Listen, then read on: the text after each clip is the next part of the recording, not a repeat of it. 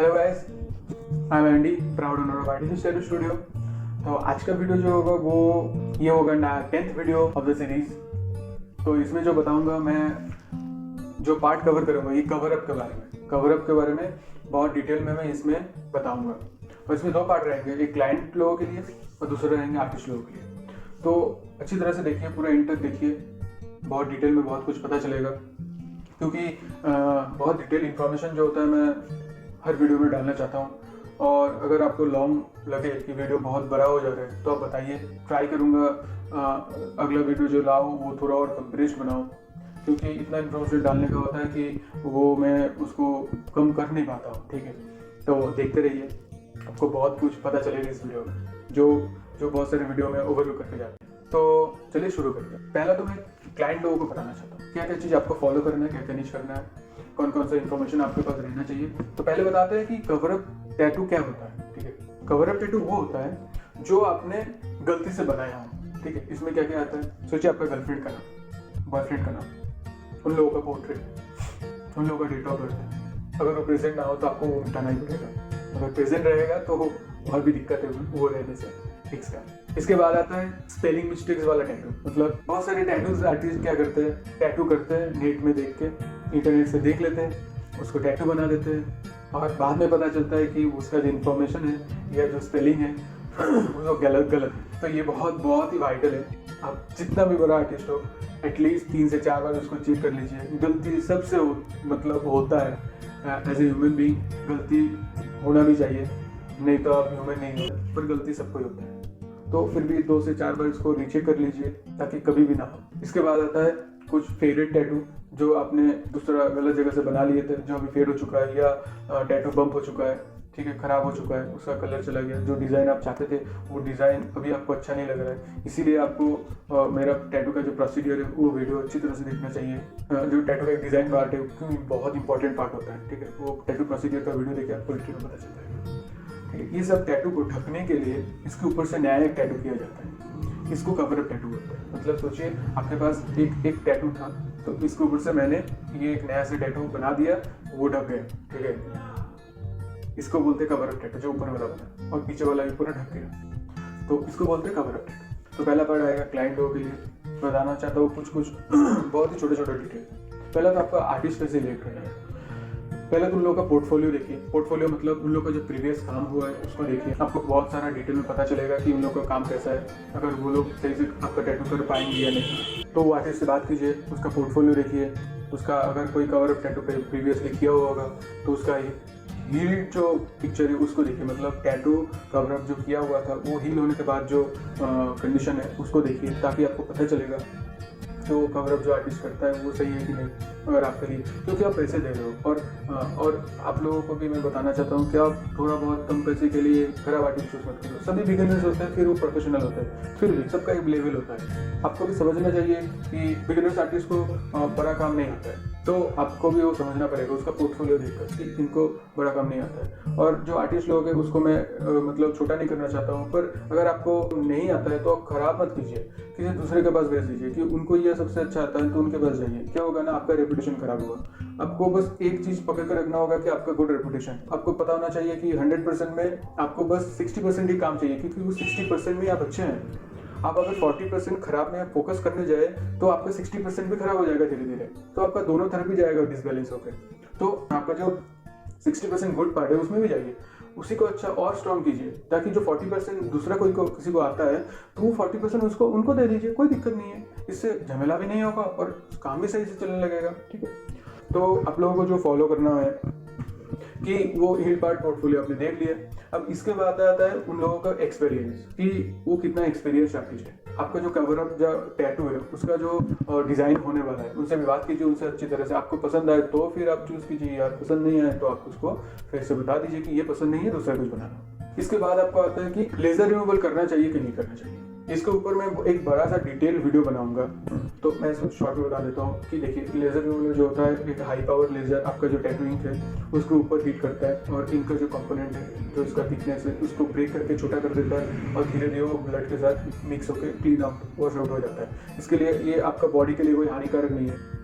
अगर आप सोच रहे हैं कि वो इंक ब्लड में अगर मिक्स हो जाए तो बॉडी के लिए भी हानिकारक है, तो ऐसा नहीं है, वॉश आउट हो जाता है, पर टाइम लगता है, पर वॉश आउट हो जाता है। पर दिक्कत यहीं पर है, आप जहाँ भी टैटू बनाए पिछली बार, वो आर्टिस्ट कौन सा क्वालिटी का इंक यूज़ कर रहा है या कौन सा लेवल में काम कर रहा है। अगर वो बहुत डीप पुश करती है तो आपका इंक जो है वो हाइपोडर्मिस में चला जाएगा, और हाइपोडर्मिस में जाने से मतलब वो फैट लेयर होता है। अगर आपका इंक उस बहुत डीप में जाने से फैट लेयर में मिक्स हो जाए तो क्या होगा ना, वो फिर बम्प अप हो जाएगा और उसको इरेज करना बहुत डिफिकल्ट होगा। आपका आर्टिस्ट जो इंक यूज़ किया है वो बहुत ही घटिया क्वालिटी का इंक यूज़ किया है, या बहुत लो क्वालिटी का जो चिप ग्रेड का इंक आता है वो खरीद के यूज़ किया है पैसा बचाने के लिए, तो वो आपका लेजर रिमूवल में बहुत दिक्कत आ सकता है। तो जहाँ पर भी लेजर रिमूवल होता है उनसे पहले बात कीजिए, उनसे दिखाइए, अगर ये रिमूव हो सकता है सही से तो फिर रिमूव करवाइए, नहीं तो मत करवाइए। और रिमूव होने के बाद एक थोड़ा सा बर्न मार्क्स रह जाता है, क्योंकि आप अगर सोच रहे हैं कि लेजर रिमूव करवाएंगे, अपनी रिमूवल का जो लोकेशन है उधर विजिट किया और आपको लेजर रिमूवल से टैटू एक बार में मिट गया, ऐसा नहीं होता है। आपको सेशन होता है, मतलब सोचिए एक बार का सेशन में 100% का जो टैटू का कॉन्ट्रास्ट इंक का, उसमें से सोचिए कि 40% चला गया। इसके बाद आपको लगभग कुछ दिन वेट करना पड़ेगा। वो जो स्किन का एरिया थोड़ा बहुत डैमेज हो चुका है, क्योंकि वो बहुत हीट जाता है, जो लेजर जाता है बहुत हीट हाई टेम्परेचर का होता है। तो हील होने के बाद फिर से आपको एक सीटिंग देना पड़ेगा। वो सेशन में या सीटिंग में आपका फिर से लगभग सोचिए कि 40% कलर वो मिट गया। ऐसा होकर बहुत सारा जो टैटू होता है उसका अलग अलग सेशन में रिमूव होता है। ऐसा टैटू का लेजर का पार्ट होता है। तो अगर आपका बहुत ही छोटा टैटू है, लेजर रिमूवल में जा सकते हैं, कोई दिक्कत नहीं, क्योंकि अगर बहुत पुराना बहुत छोटा टैटू हो ना, तो वैसे भी उसका कलर का जो कॉन्ट्रास्ट है बहुत ही कम रहता है। तो ऐसे भी 1-2-3 सेकंड में आपका लेजर रिमूवल से हो जाएगा। अगर आपका बड़ा टैटू है तो वो डिफिकल्ट है। ये सब क्यों डिफिकल्ट है, कैसे होता है रिमूवल, ये सब मैं एक बड़ा वीडियो में बताऊंगा। तो आपको बस इतना पता होना चाहिए कि आप लेजर रिमूवल के बारे में सोच रहे हैं तो ये सब मतलब दिमाग में रखिए। ये सब दिमाग में रखने से आपको एक डिसीजन लेने में सुविधा होगा। और एक मेन चीज़ है कि लेजर रिमूवल बहुत कॉस्टली आता है, तो आपको भी ये भी एक पॉइंट पकड़ कर चलना पड़ेगा। इसके बाद आता है कुछ महत्वपूर्ण चीज़ जो आपको पता रहना चाहिए before getting A cover up tattoo. तो कवर अप टैटू एक न्यू टैटू नहीं होता है, ठीक है। मतलब आपका जो पुराना टैटू है उसको ऊपर, जैसे पहले बताया, पुराने टैटू के ऊपर एक नया टैटू बनेगा, वो टैटू को ढक दिया जाएगा, ये होता है कवर अप टैटू। तो आप एक्सपेक्ट मत कीजिए कि जो कवर अप टैटू बन रहा है वो बहुत सॉलिड दिखेगा, क्योंकि अगर आपका जो प्रीवियस वाला जो टैटू है, अगर उसका इंक का क्वालिटी बहुत खराब हो या बहुत स्किन में डिप गया हो, तो वो थोड़ा बहुत विजिबिलिटी आएगा कवर अप के ऊपर से भी। जितना भी वो नया आर्टिस्ट व्हाइट इंक डाले या ग्रे इंक डाले, थोड़ा सा तो वो उभर के आएगा ही आएगा, ठीक है, ये गारंटी है। तो ये आपको दिमाग में रहना चाहिए। दूसरा है कि जो टैटू का कॉन्ट्रास्ट है वो आपको कवर अप होने के बाद भी कम हो सकता है, क्योंकि कलर लॉस होता है। तो प्रीवियस वाला जो टैटू है वो अगर बहुत ही स्किन को डैमेज कर चुका है, तो जो नया टैटू बन रहा है वो कलर कम भी पकड़ सकता है। तो ये आर्टिस्ट का कोई गलती नहीं है। आप लोगों को ये दिमाग में रखना पड़ेगा कि अगर कोई कलर लॉस हो तो आर्टिस्ट से आप कंसल्ट कीजिए। अगर ज़रूरत पड़े तो आर्टिस्ट वो थोड़ा बहुत चार्ज लेके कर भी दे सकता है, ठीक है। तो ये एक दिमाग में रखना चाहिए आप लोगों को कि आर्टिस्ट का प्रॉब्लम नहीं है, आर्टिस्ट ने खराब नहीं किया है। ये जो पुराना टैटू है ये अगर स्किन डैमेज कर चुका है तो आपका जो नया टैटू बनेगा वो थोड़ा बहुत खराब दिखने में हो सकता है। तो अगर आर्टिस्ट से बात कीजिए वो भी बता देगा कि इसको अगर टचअप हो कर सकता है या बिना टचअप का भी हो सकता है। और जो कवर अप टैटू है इसका थोड़ा मेंटेनेंस अच्छी तरह से कीजिए, क्योंकि आफ्टर केयर मैं पहले भी बता चुका हूँ कि आफ्टर केयर बहुत इंपॉर्टेंट है टैटू का। अगर आप सोचें कि कवर अप टैटू है, इसको ढक गया तो कोई दिक्कत नहीं है, अभी हील हो जाएगा नॉर्मली, तो नहीं है। इसको अच्छी तरह से मेंटेन कीजिए, क्योंकि वो पुराना वाला टैटू है, उसका जो स्किन डैमेज स्किन है वो मतलब कोई भी अगर दिक्कत आए तो प्रॉब्लम क्रिएट कर सकता है उसमें। तो उसको थोड़ा देख के रखिए, मेंटेनेंस कीजिए अच्छी तरह से। बस ये सब कुछ आपको दिमाग में रखना पड़ेगा। और क्या क्या चीज़ आपको अवॉइड करना चाहिए। पहले तो आप कभी भी नेम टैटू जो होता है ना, कभी भी मत करवाइए, किसी का पोर्ट्रेट मत करवाइए। अगर आप कुछ स्क्रिप्टेड टैटू करवा रहे हैं तो अच्छी तरह से उसको गूगल में पहले सर्च कीजिए। इंटरनेट में सर्च करने के बाद आर्टिस्ट से भी बोलिए कि वो भी थोड़ा रीचेक करे, फिर उसको परमानेंटली बनाए। क्योंकि हम लोग क्या करते हैं, लगभग 3 से 4 बार उसको रीचेक करते हैं, फिर स्किन में डालते हैं। अगर वो, क्योंकि परमानेंट चीज़ है, एक बार गलती हो गया तो हो गया, क्योंकि आपको फिर से सोचना पड़ेगा उसको लिए कुछ, तो ये चेक करना जरूरी है। हाईली डिटेल्ड वाला कुछ टैटू में मत जाइए, क्योंकि क्या होगा, वो दूर से क्लियर विजिबिलिटी नहीं आएगा। हाँ, तो मतलब ऐसा एक नीट एंड क्लीन टैटू सोचिए कि वो मतलब थोड़ा बहुत लगभग 3 से 5 फीट दूर से भी बहुत अच्छी तरह से दिखे। बहुत आप सोचेंगे कि बहुत हाईली डिटेल्ड टैटू है तो ये दिखने में बहुत अच्छा होगा, आर्टिस्ट को पता है, आपने फोर्स किया तो आर्टिस्ट ने ये बना दिया वो हाईली डिटेल्ड टैटू, तो आपका हील होने के बाद टैटू अच्छा नहीं लगेगा, क्योंकि इंडियन स्किन में वो टैन पड़ेगा तो और एक टोन उसके साथ जुड़ जाएगा और वो जो आपका डिटेल पोर्शन है वो भी थोड़ा कर सकता है।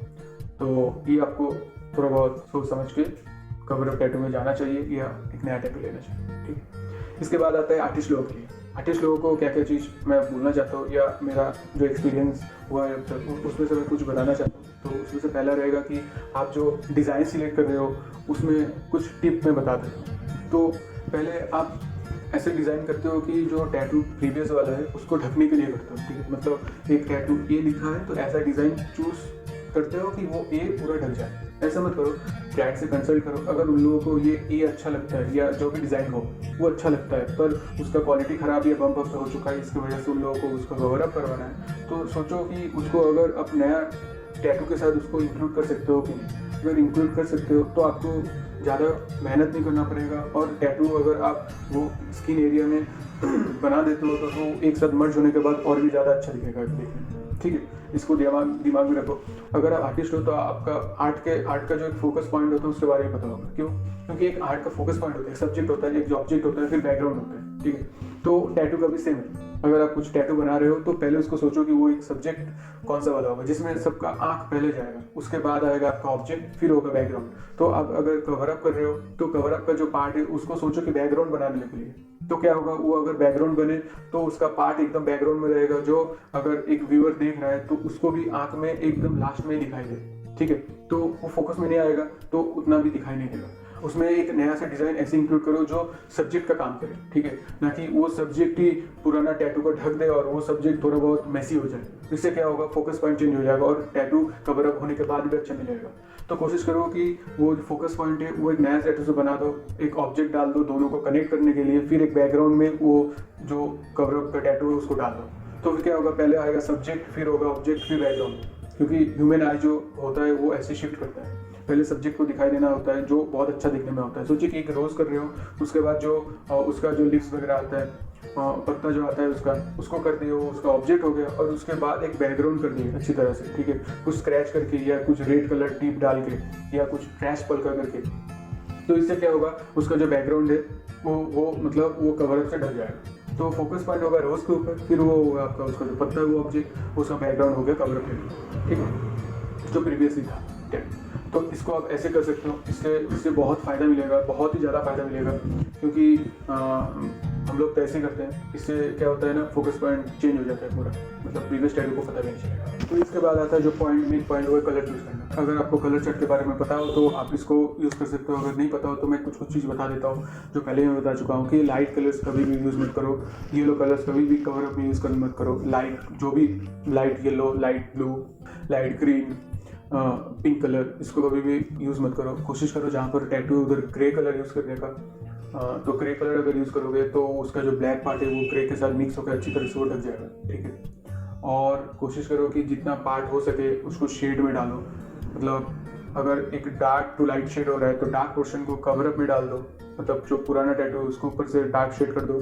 तो डिज़ाइन को ऐसे आपको बनाना पड़ेगा और डिज़ाइन को कैसे रेडी करना पड़ेगा ये भी मैं बता दूँगा, ठीक है। वो एक अलग वीडियो आएगा कस्टमाइजेशन के ऊपर, कैसे आपको एक नया टैटू या कवर अप टैटू कस्टमाइज करना होता है। इसके लिए मैं डिटेल वीडियो बना दूंगा और उसको आपको डिटेल में भी पता चलेगा कि स्किन के ऊपर या टैटू के ऊपर कैसे टैटू बनाते हैं, ठीक है, मतलब वर्चुअली, मतलब कंप्यूटर में फोटोशॉप में आपको कैसे भी बनाना है मैं वो बता दूंगा। तो अगर आपका कवर अप टैटू में कुछ कलर्स हो उसका ऑपोजिट कलर मत डालो, ठीक है। तो ये ऑपोजिट कलर क्या होता है, कलर व्यूज में बहुत नॉलेज आपको इन डेप्थ होना जरूरी है, नहीं तो आप कलर टैटू कभी नहीं कर पाओगे। तो उसका जो कलर है उसका ऑपोजिट कलर, सोचिए मैंने पहले भी बताया कि अगर रेड कलर के साथ आप चाहते हो तो ब्लैक मर्ज कर सकते हो। तो फिर क्या होगा, एक मरून शेड आएगा बीच में, ब्लैक होगा उसके साथ रेड मर्ज होकर डार्क रेड या मरून आएगा। अगर आप ग्रीन के साथ रेड मर्ज करते हो तो ब्राउन हो जाएगा। तो ये आपको दिमाग में रहना चाहिए कौन सा कलर के साथ जाता है, कौन सा कलर नहीं जाता है। अगर आपका जो प्रीवियस टैटू है उसको कवर अप करना है, उसका जो कलर का कॉन्ट्रास्ट है, अब सोचिए उसको दिमाग में बैठाइए कि इसके साथ कौन सा कलर जाएगा, कौन सा नहीं जाएगा, ठीक है। और एक चीज़ याद में रखिए, अगर आप कवर टैटू करते हो और इसके बाद भी टैटू जो पुराना टैटू थोड़ा बहुत दिखाई देता है, जो कि नेचुरल है, कभी कवर हो सकता है, हील के बाद वो पुराना टैटू थोड़ा बहुत दिखाई देता है, तो क्लाइंट को बिना उसको सही कर दो, क्योंकि आपका रेपुटेशन का बात है। इससे क्या होगा, आपका जो पोर्टफोलियो है वो बरकरार रहेगा, सबको पता चलेगा कि आप कितना अच्छा काम कर सकते हो, काम करते हो। तो बोनस टिप ये रहेगा कि आप जो स्किन में काम कर रहे हो तो वो इंक थोड़ा बहुत बैठ जाता है, ठीक है, स्किन के ऊपर। फिर आप टिश्यू जो इसको वाइप करते हो, क्या होता है ना, उससे साथ थोड़ा करके आपका स्टेंसिल भी इरेज होने लगता है। तो आप इसको काम करो कि उसको टैप करो, मतलब टिश्यू अगर स्किन हो तो उसको टैप करो, टैप करके इंक को सोख लो टिश्यू में, फिर उठा लो, ठीक है। तो अब उसको स्मच करोगे तो नीचे चला जाएगा और वो धीरे धीरे आपका स्टेंसिल भी उठाने लगेगा। अगर आप कवर अप टैटू कर रहे हो, अगर आपका स्टेंसिल भी उठ गया, धीरे धीरे मिटने लगा, तो आपको बहुत दिक्कत हो सकता है। तो ये दिमाग में रखो कि आपका स्टेंसिल मिटना नहीं चाहिए। आप टैप करो तो फिर वो जो इंक है वो स्किन से आपका टिश्यू में ट्रांसफर हो जाएगा और उसमें उतना समझ भी नहीं होगा, और आपका जो स्टेंसिल है बहुत देर तक टिका रहेगा। इसमें जो मैं आपको फोटोशॉप के बारे में बताया कि आपको डिज़ाइन को कंपेयर करना है, ठीक है, मतलब पुराना जो टैटू है उसके ऊपर नया जो टैटू आप बनाना चाहते हो या क्लाइंट के साथ डिस्कस किए हो, वो कैसा आ रहा है, कैसा देखने में लग रहा है। तो इसको पहले देख लो अच्छी तरह से फोटोशॉप में, क्लाइंट को भी दिखा दो, फिर वो फाइनल होने के बाद ही टैटू करो। हाँ, ये हो गया टिप नंबर 2। इसके बाद आता है, अगर आप नीडल जो यूज़ कर रहे हो वो कौन से यूज़ करोगे, ज़्यादातर कोशिश करो कि ज़्यादा लाइनर यूज़ ना करो, क्योंकि क्या होता है ना, पहले से वो उसकी डैमेज हुआ रहता है और उसका कलर का भी जो क्वालिटी उनको पता नहीं होता है, क्योंकि वो कलर बहुत देर जाते जाते वो खराब होने लगता है, ठीक है। और जो आर्टिस्ट है वो अगर ख़राब इंक यूज़ करे तो और भी दिक्कत है। तो जितना हो सके आप लाइनर कम यूज़ करो, हल्का हल्का यूज़ करके आप शेडर से काम चला सकते हो। अगर आप ज़्यादा लाइनर चला रहे हो तो वो ज़्यादा फूल जाएगा, ठीक है। आपको पता भी होगा, अगर आप पुराने टैटू के ऊपर नया टैटू बना रहे हो तो अगर उसके ऊपर डीप काम कर रहे हो, क्योंकि उसका स्किन ऐसे भी पतला होता है, तो आप उसके ऊपर थोड़ा ज़्यादा पुश करके या ज़्यादा उसको घिस के उसके ऊपर काम कर नहीं सकते हो। थोड़ा अगर आप सब्र रख के धीरे धीरे काम करो तो अच्छा है। आपका कवर का जो हील मतलब पार्ट आएगा वो बहुत अच्छा होगा, कलर अच्छा कॉन्ट्रास्ट में आएगा। अगर आप बहुत ज़्यादा घिसते हो तो सोचते हो कि इसमें थोड़ा ज़्यादा ब्लैक कलर डाल दे तो कवर अप में वो जो पिछला वाला टैटू वो नहीं दिखेगा, तो कलर सोच रहे हो, कोशिश करो धीरे धीरे कलर को पुश करने के लिए, लेयर बाई लेयर। इससे क्या होगा, कलर का एक डेप्थ बनेगा और वो कलर का जो कॉन्ट्रास्ट है वो बरकरार रहेगा। अगर आप सोच रहे हो कि एक ही बार में एकदम कलर को अच्छी तरह से पुश कर देंगे तो कलर बहुत कॉन्ट्रास्ट में रहेगा और बहुत रिच कलर आएगा, तो ऐसा नहीं है, स्किन डैमेज हो जाएगा ज़्यादा और आपका टैटू का कलर फेड हो जाएगा। तो ये थोड़ा दिमाग में रखो। अगर आप बैकग्राउंड यूज़ कर रहे हो या ब्राउन शेडर यूज़ कर रहे हो तो थोड़ा बहुत लाइटली यूज़ करो। इससे क्या होगा, आपका जो इंक है वो अच्छी तरह से फ्लो होगा और स्किन को भी लेस डैमेज करेगा, ठीक है। तो आज के लिए इतना ही। अगर कोई भी मैं पार्ट छूट गया या आप लोगों को लगता है कि कुछ पार्ट इसमें से कुछ इन्फॉर्मेशन आपको हेल्प किया होगा तो कमेंट में बताओ, थोड़ा बहुत अच्छा लगेगा। Thank you for watching this video, bye.